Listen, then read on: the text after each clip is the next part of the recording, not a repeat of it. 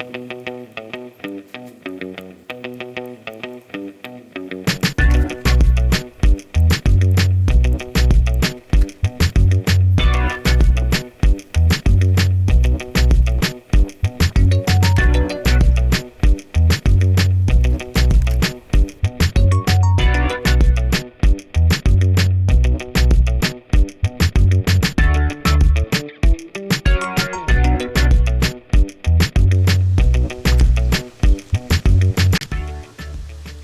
know, this garden is not only just a piece of our property like the rest of it that we wanted to be able to get more from than what was originally here, but it's really a tool in our family to help kind of keep us together and make sure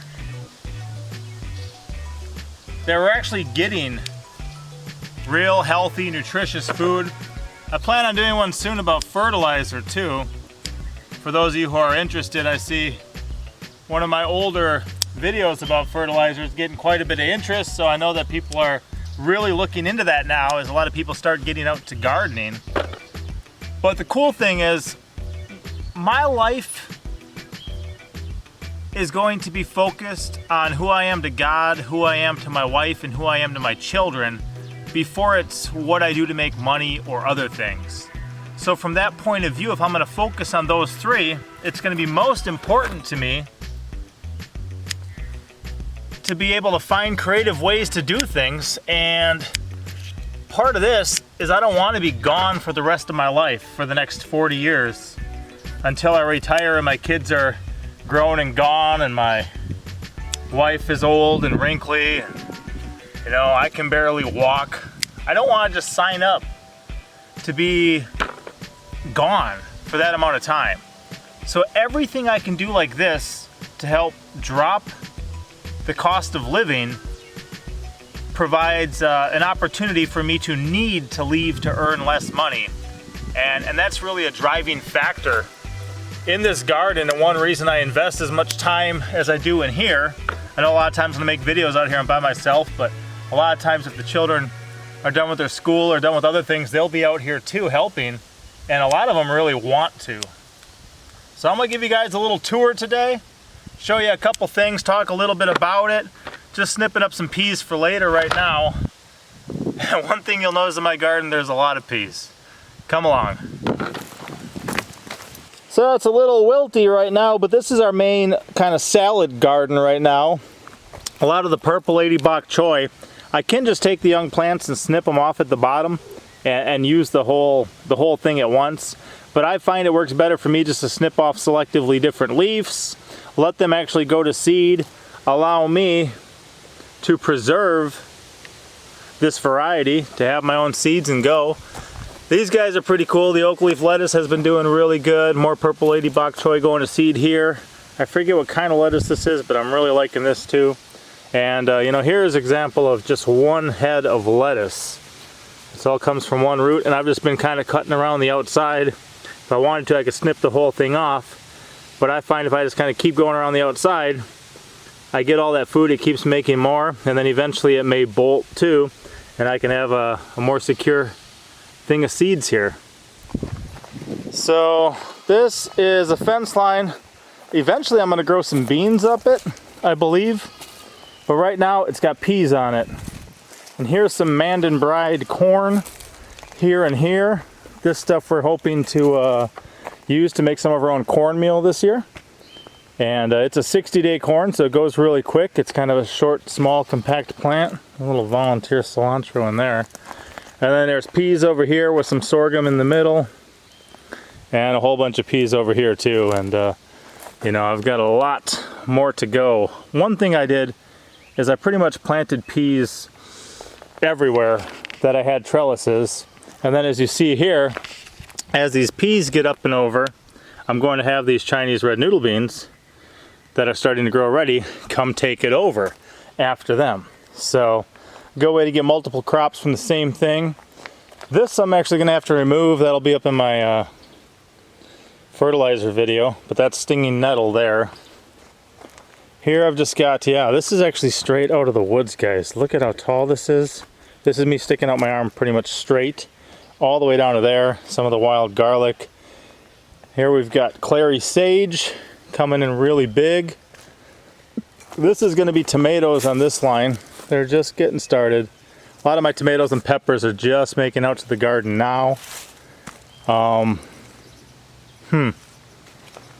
This guy's overwintered and he's going to seed. I think it's a type of a mustard green. And I've got some Swiss chard here, and we'll be growing squash in this bed this year. Here we see the sunchokes coming up real nice and big already, and there is some peas mixed in there from on the border.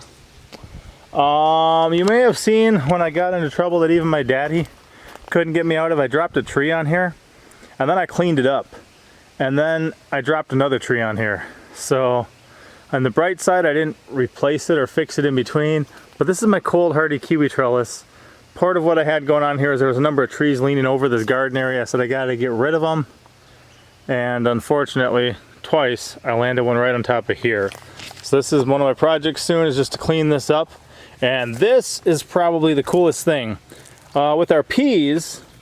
Last year I grew a number of variety of peas. I think it was around 5 or 6. We had Alaska, we had Wando, we had some sort of early pea, we had Oregon Giant, and the Wandos produced the best for me. So we didn't even really eat peas last year. What I did is I allowed them to go to seed, and we saved those all to really plant peas like crazy this year, which is part of what you see. That's where a lot of these seeds came from, ones I saved myself. But I did get a nice package when the Self-Reliant Roadshow came through, and Baker Creek was one of their sponsors. They had a care package for their stops that they were dropping off, and in there was some like purple King Tut pea, and that's what's going on here, and I think this is going to be a staple for years to come. Last year in our garden we had the Red Swan bush beans, and we love a nice color-coded garden. So these purple peas right here, first of all, they've got absolutely stunning flowers, absolutely amazing. Second of all, when those flowers slough off, these beautiful purple peas come popping out. I'm really digging this. So pretty interesting. I might do a full video on those later. And then here you see, this is some of the cold hardy kiwi growing. And same thing here. It's quite long. When I actually fix this all back up, I'll string some of this over the top. But I planted a row of the purple peas here, and then down at the bottom is actually more of the Chinese red noodle beans, because these aren't really thick enough to take over this whole thing yet, the cold hardy kiwis. So I'm gonna get the peas as an early crop out of here, let the noodle beans come in as a later crop, and these guys will still be growing and getting established for later. So multiple harvest off one thing, kind of like here, where I've got some grapes growing above, and then I've got strawberries at the bottom, and then walking onions mixed in. And look at like how many flowers those strawberries are putting out. We've been eating off some of these for a while. There's a good amount of them. And then the same thing over here where I had, these are muscadine grapes. Had some muscadine grapes here. Last winter, put in the strawberries. Oh yeah, there you go. Wow, I may have to save that one for Mama Pepper. Put in the strawberries as a ground cover here, and then I still planted peas because, well, the strawberries aren't very leafed up, and this isn't very leafed up. It gives the peas a chance to come popping up over here, and then I get, again, 3 layers of harvest off of one raised bed. This one, I had to put a replacement in. That's another nice looking strawberry. And you.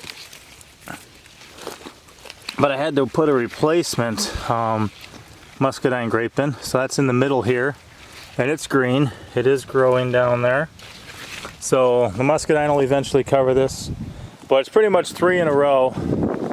And the 2 on the ends are one variety, the one in the middle is another one. And then when I prune these guys too, you can see here it's going to be flowering and turning into grapes. But when I prune these guys, I actually just tuck them down in the soil first, so then I can layer them, and then they'll grow some roots down here under the soil on this guy, and then I'll cut it off. So I have one to, you know, share or trade or give to somebody else or plant somewhere else. These apricot trees are getting bigger, Currants are underneath them, and then strawberries down at the bottom. The Malabar spinach is banging in pretty hard. These are all actually in the edge of the walkway.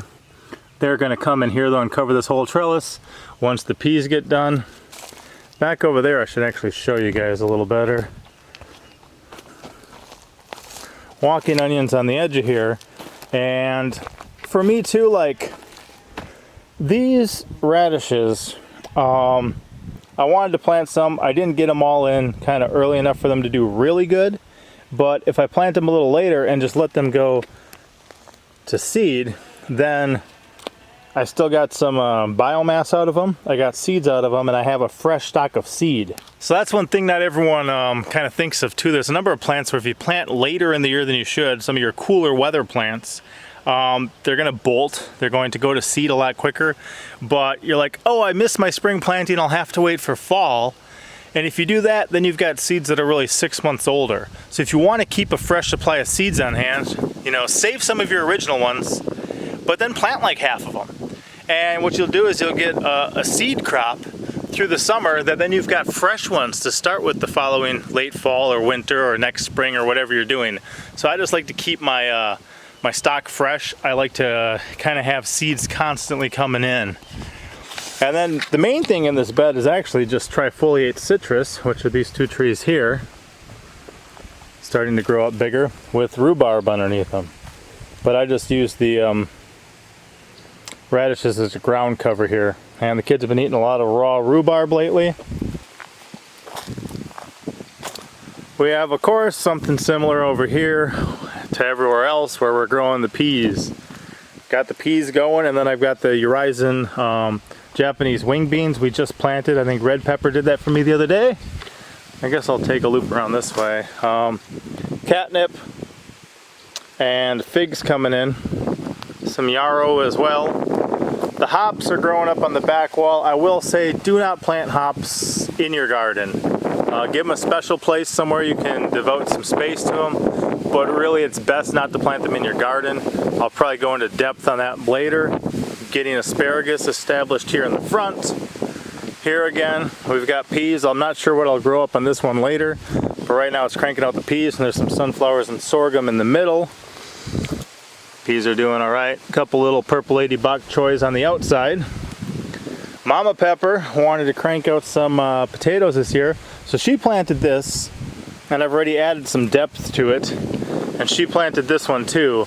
And not incredibly large areas of potatoes, but this is definitely the best we've done as far as just the look of growing potatoes so far since we've been here in the Ozarks.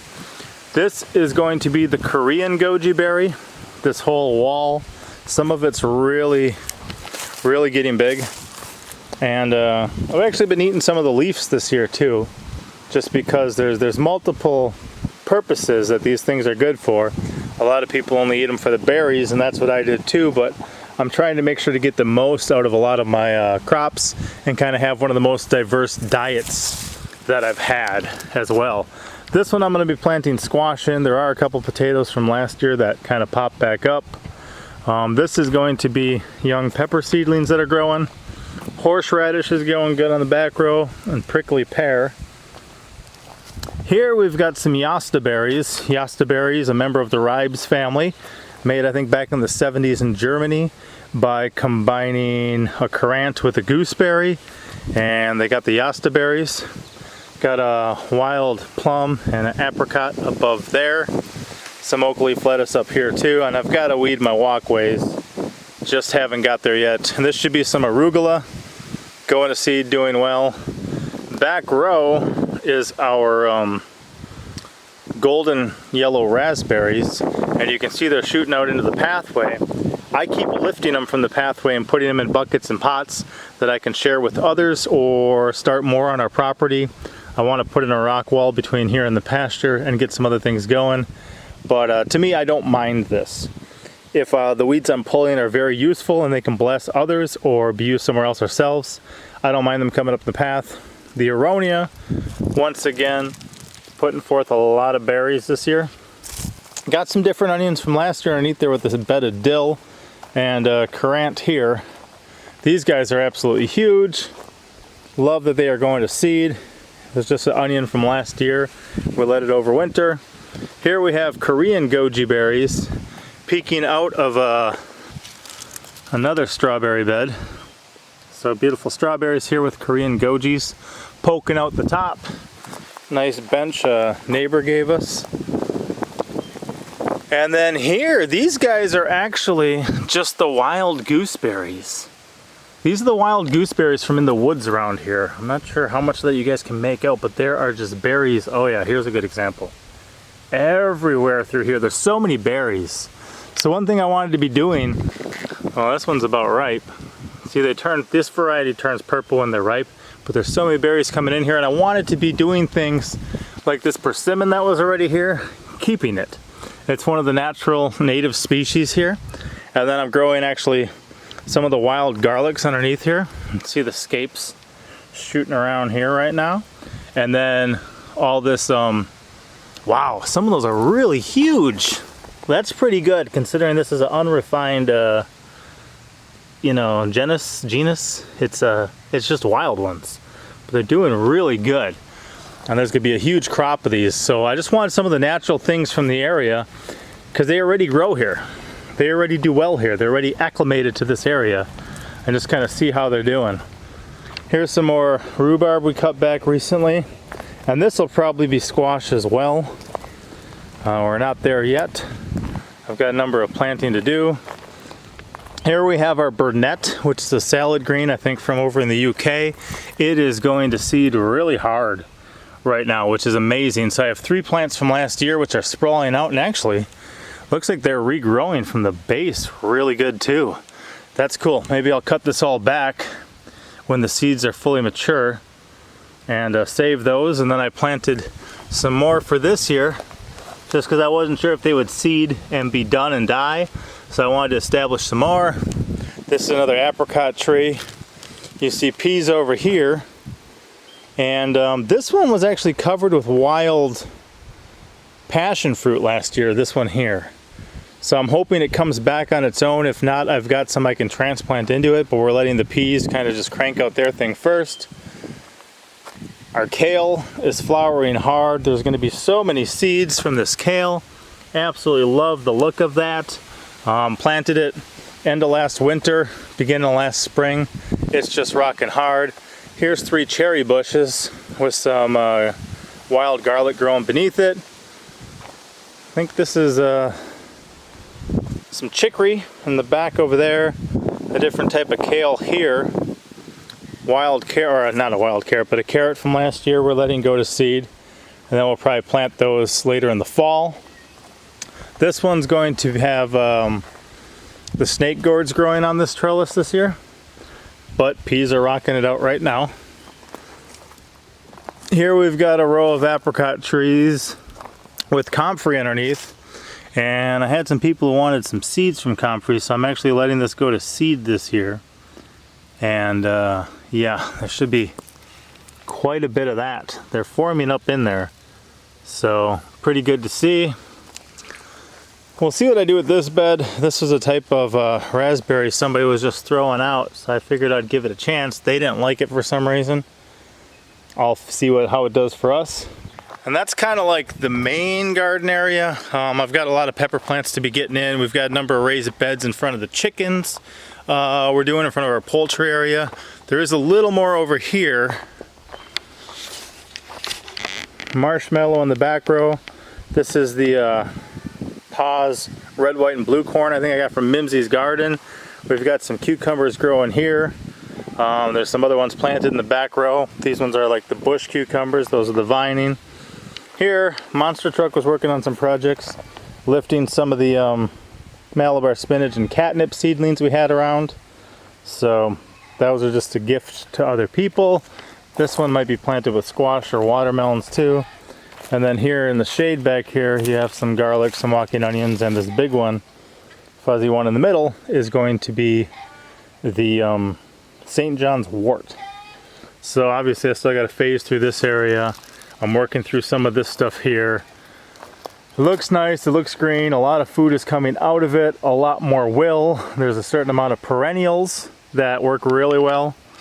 Because I do absolutely love when I can plant something once and get years and years and years of return on that. Whether it's asparagus, strawberries, apricots, currants, cherries, you know, grapes. There's all sorts of different things that you can plant once and get years of harvest. Walking onions, love that stuff. Goji berries. So trying to establish more of that, and then over time we'll probably keep getting the kind of the annual plants closer and closer to the house. Let this kind of just be more of a perennial food forest eventually, where you have all this stuff working together. You've got a nice thick layer of topsoil, you've got a lot of perennials, you just kind of come up and check on periodically and harvest, and you don't need to worry about kind of such labor intensive planting every year. But I know there's probably a lot of things people are growing that you don't see in here. Some of that stuff's coming, some of it won't be growing, some of it will be just phasing through the crops. So hopefully, you know, you guys look around, it's pretty big, it's pretty green. We've been at this for a couple years now, and it's one of our main goals, is just to have a greater level of food security, a greater level of self-sufficiency, and so far it's been working great. A lot of the plants that we grow really produce hard and heavy, and we definitely love that. So I'm gonna get to picking the rest of these peas and take that in for the family, and I'll see you guys next time. Papa out.